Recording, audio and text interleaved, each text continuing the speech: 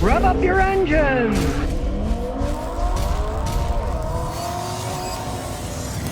Now, the woman who owns this got it for free from her aunt, so you can't look a gift horse in the mouth. I guess you can, but you shouldn't. It wouldn't be nice, right? Well, a lot of these, especially 2009, will burn oil. But realize, some of the engines did, and some of the engines didn't. This one was made in Japan, which are the best ones, and as you can see, it is a 2ZRFE engine. And that means, as you can see here, it is a 1.8 liter engine. It's a smaller engine. It's the same engine that my wife's 2007 Matrix has that still runs like a clock, doesn't burn any oil. Now, if you are looking at one of these, this is what you want. So we're going to change the plugs on this and show you how to analyze what the spark plugs mean, what they look like when you change them. But I can just about guarantee you it's not an oil burner, unless no one ever changes the oil on this thing. So we'll take off the stupid beauty cover, useless things that they are, they just get in the way. We'll pull out the spark plug. So I'll pull out the plug and we'll start checking them, see what they look like. We're going to change them, but the condition of your plug will show you what shape the engine's in. Now here's number one. As you can see, here's the new one, here's the old one. There's not all that much difference.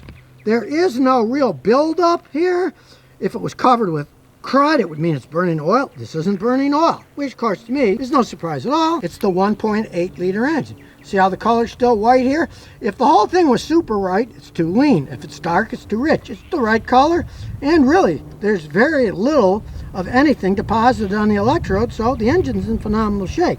They got the spark plugs, so we're going to change them. They are somewhat worn, but it's not an oil burner. Oh, we got one in. Put the coil back on. Tighten them up later. We'll do another one. Now here's number two. You can see it's exactly the same as number one. Here's the new one. It's got the right color. There's no real deposit. Now you can see a slight little bit of orange on it. You'll always see a little bit of orange. There's additives they put in cars. You can even see on the electric there. You'll often get a little orange color. Additives can burn weird colors, but there's no real buildup, so it's fine. And here's number three. You can see it's the same as the others. Perfectly fine. A little bit of orange. No abatement. No buildup of any kind of burnt oil or anything, so the engine's actually in great shape. We only have one to go. Now here's the last one. You can see it's exactly the same as the others. A little bit of tiny bit of orange from the additives, but no buildup, so the engine's in immaculate shape. Now we're changing the oil. We're using a 020 it's supposed to use. Don't make it heavier or lighter. Use the right oil. These things can run forever. So now we got the oil in. Well, their father wants to get the system checked, so we'll get out the scan tool. So we'll hook it up, turn the key on, and see what's happening here. Diagnostics, XD, North America, 2ZRFE engine, 2009. Now, even though they don't make Scions anymore, they really weren't a failure. It was just more or less a marketing failure. You can see these cloth seats are still in excellent shape. Everything is still pretty good shape. Personally, I could never figure out why Toyota made Scions. Okay, I can understand a company like Chrysler to give a vehicle a different name like Ram because Chryslers are such crap when they get away. But Toyota has an excellent name for quality. Why they decided, oh, let's make Scion. And then years later, well, we won't. We'll still make the cars, but we'll go back to calling them Toyotas. It makes no sense. I guess some fool somewhere thought, we're going to sell them to the young people. And I remember when they started selling them, they would send these things to music stores where they sold things that used to make music. They were called CDs. Most people don't know about them anymore because everything's wireless, right? But they would give free rides to everybody, and they'd either have a cute guy or a cute girl giving the free rides to people to try to get them to buy Scions. But even those kids knew Toyotas were good cars, so it was a dumb idea. Good car, but dumb idea. Now they just call them Toyotas. Okay, you can see most everything's good. Blue, there's a few faults, but things we really don't care about, like the tire pressure monitor. As per usual, you got 4 tires. Each one has a tire pressure monitor with a battery. The batteries go bad. The car's getting old, right? Are you going to change all those and spend $800–900? No. Get a tire pressure gauge and check your tire pressure. An airbag code. We'll see what the airbag code is. Generally, the airbags don't work. They don't work in any of my Toyotas either. See what the trouble codes say. Passenger seat airbag active mode indicator. Well, there's a mouthful for you. Well, the driver's one still works. That's the important one. As long as you got your seatbelt on. The driver now is going to have a tendency of hitting the steering wheel, right? But the passenger with a seatbelt, you won't make it that far. The last one is the ABS system. You never expect these things to last this long anyways. We'll see what the trouble code is. And it is low or high power supply voltage. All right, as they age, if your battery gets weak and a low power supply, it'll trip a code. Nobody probably ever reset it, so we'll just reset that now. It'll erase it. If it doesn't come back, it's no big deal. We'll check it out now. It's got rid of it. So let's start it up, take it for a little spin. Now it is a racing car. It's got a little hole in the exhaust, but it still runs for a little road test. No backup camera, so we gotta look back. Now a lot of people complained, oh, the engine's too small, but to me, they're plenty zippy enough. Speedometer goes to 120, and they can get pretty close to that. The one has 180,000 miles on it, doesn't burn any oil, runs perfectly fine. And yeah, it's an XD, so you're gonna get feel bumps. It's a small wheelbase car. That's just how those things are.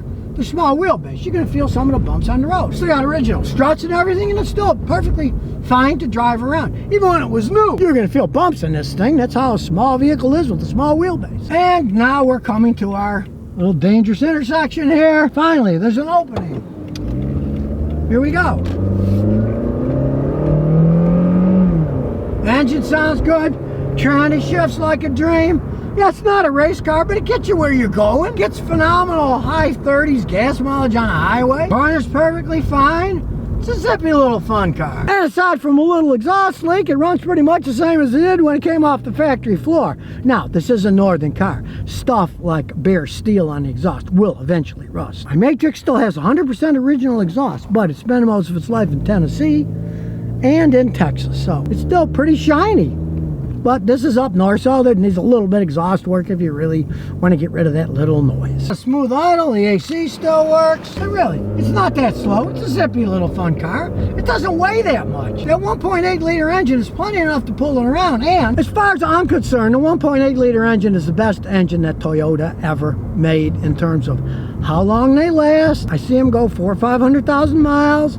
Not burning any oil, still getting good gas mileage. And you'll notice even with 180,000 miles, wheel bearings aren't roaring, they're all in good shape. I mean, it's still a tight little car for driving around. I mean, realize, this thing is just basically a different shaped Matrix that my wife has. It's the same exact engine and everything in it. And yeah, these always fade away. You can either spend a ton of time polishing them and polishing them again, then they fade and polish, or do like I did, get some nice cheap Chinese blackout ones. They were $45 for a pair, and they still look pretty good. I'm sure they don't make Scions anymore, but what's in a name, you know? They're still Toyotas. They're excellent cars. These 1.8s, as long as the oil's changed every once in a while, they keep humming along like this one. It's a better choice. And if you drive one, you'll see they're zippy enough. Now, if you're lucky enough to find one that's got a manual transmission, they're actually quite fast then. But they didn't sell that many of them in the United States, so you'll probably end up with an automatic. But hey, they still work perfectly fine. 180,000 miles and no serious problems whatsoever. And here's some bonus questions and answers. Peter Grant says, he got a 2012 Jeep Wrangler, 162,000 miles. I'm the original owner. Miles per gallon's fine, but when I go 70 using the cruise control, at times the vehicle will downshift to keep the speed up. What's up? Those things are made to get the best gas mileage possible. So, they go into the top gear earlier than the older cars did, right? But when you're in the top gear and you're on cruise control, if you go to any particular more strain, maybe the wind's blowing at you, you're going up a steeper incline, it will downshift to keep the speed up. That's just how it goes. It's a Jeep, you know, some of the engineering, not the greatest in the world, and I would just live with it if it works okay otherwise. I see it happen all the time in those things. Relentless Enterprises says, Scotty, what's the best way to clean dirty gas cans? One that has a built-in filter that has been sitting empty in the yard. Down in Miami with a fuel shortage, I can't even buy a clean new one. Okay, you gotta clean it. Yeah, the sheep have all bought the gas. Oh, it rained, we gotta buy gas. And now there's no gas because everybody freaked out like sheep and ran to the gas station and took all the gas, right? Well, you can easily clean it with any kind of spray cleaner that's made for cleaning carburetors, fuel injectors. You can go buy some old-fashioned carburetor spray cleaner, spray it and clean it out. Or, you know what I do with those old ones? I take them apart, I take the filter and I throw the stupid thing away. They just get in the way. They clog up, they have problems. I would just cut that filter off and leave it off. I do that with stuff all the time. If they're metal, they're rusty, I just cut that filter thing off. You put good gas in it. Get a funnel that has a filter on it, so then you filter it when you pour it out of the gas tank into your car. And your funnel will have a filter, and it's a lot easier to do that. Max27 says, got an 07 Corolla, 111,000 miles, power steering leaks, 1 to 2 drops a day. Is it worth getting fixed or just refill it? That's that all. What you might do is get some AT205 reseal. It's a polymer. Put 3 ounces ounces of that stuff in your power steering fluid. Drive it around. Sometimes after 200-300 miles, it'll stop leaking. It's a polymer that rejuvenates rubber seals. I've seen it stop leaks. Do it, and if it stops, great. Just put that in every once in a while. It's made by a company called Automatic Transmission Products, ATP in Chicago. Stuff worked great. I've been using it for decades. So if you never want to miss another one of my new car repair videos, remember to ring that bell.